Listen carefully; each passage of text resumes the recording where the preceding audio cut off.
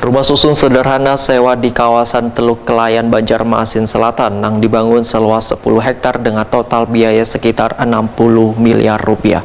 Wan berkonsep modern serta memiliki taman ini sayangnya kurang terawat, terbukti banyaknya ratik nang bertebaran hampir di segala penjuru taman tersebut.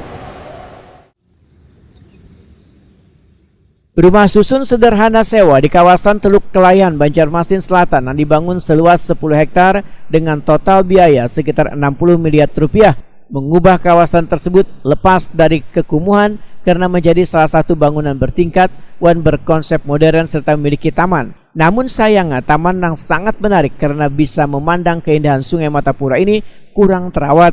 Terbukti banyaknya ratik nang bertebaran hampir di segala penjuru dari taman di rumah susun sederhana sewa di kawasan Teluk Kelayan, Banjarmasin Selatan tersebut.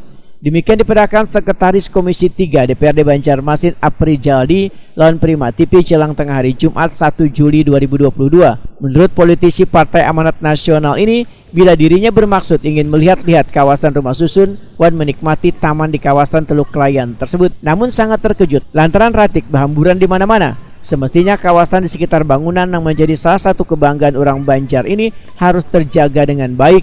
Kada harus menunggu serah terima dari Kementerian Perumahan ke pemerintah kota. Kenapa taman ini belum bisa dirawat? Karena belum ada serah terima. Ini kan hal yang menurut saya sangat lucu untuk dijadikan alasan. Saat orang memberikan kita fasilitas untuk kebaikan bagi kota Banjarmasin, kita juga sebenarnya harus menyiapkan bagaimana cara kita untuk bisa menerima hal ini supaya bisa menjadi lebih baik. Taman itu identik dengan suatu yang nyaman, asri, rindang, dan bisa menjadi tempat orang bersantai. Dengan kondisi taman yang kotor seperti ini kan berbanding terbalik dengan apa yang menjadi istilahnya itu apa yang digaungkan selama ini tentang keberhasilan pemerintah kota mengatasi kekumuhan. Jadi di sini sudah tergambar jelas bahwa